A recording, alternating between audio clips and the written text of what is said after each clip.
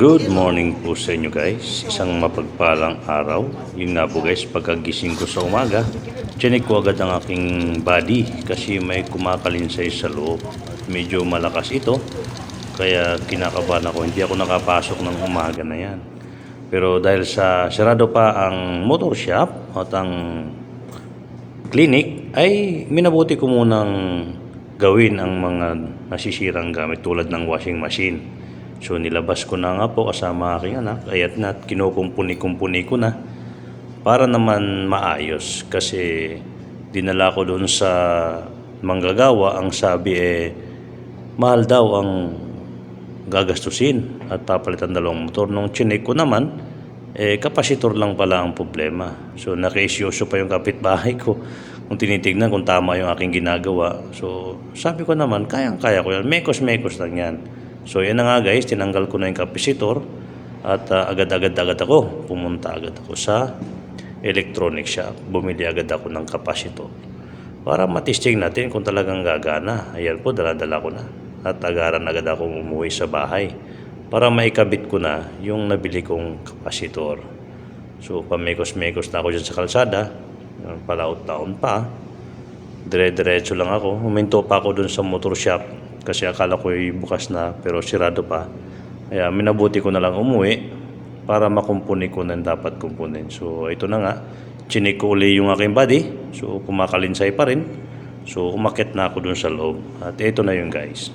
So nag-bill tayo ng 335 sa dalawang kapasitor.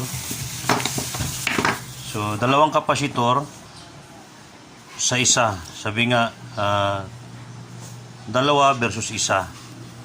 Ito pala, ang laman pala nitong kapasitor ay dalawa din. So isang number 9 at isang number 4.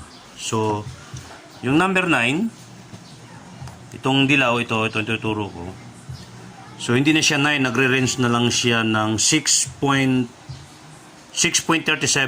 So almost 3% yung nawawala.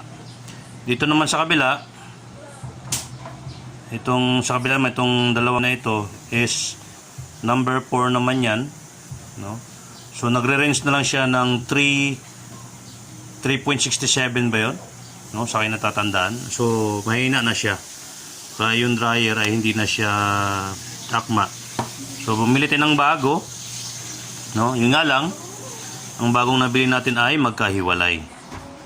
So paghiwalayin natin itong dalawa, kakabit natin to guys.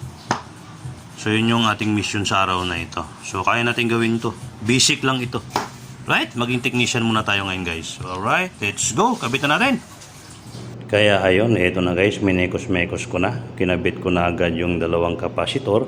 At nung na-check ko na siya, na-testing ko na yung kanyang washing at kanyang dryer, na gumana naman at naging okay naman. So solved na ako, wala ng problema.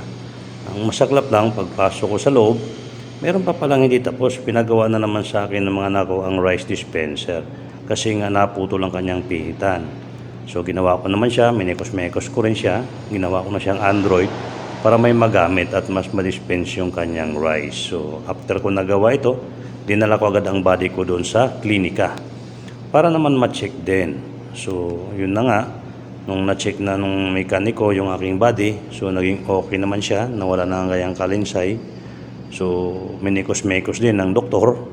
Kaya naging okay rin siya at nagamit ko na rin siya sa hanap buhay sa pagtatrabaho. So, yun lamang guys ang aking update sa araw na ito. Maraming salamat sa inyong pakikinig.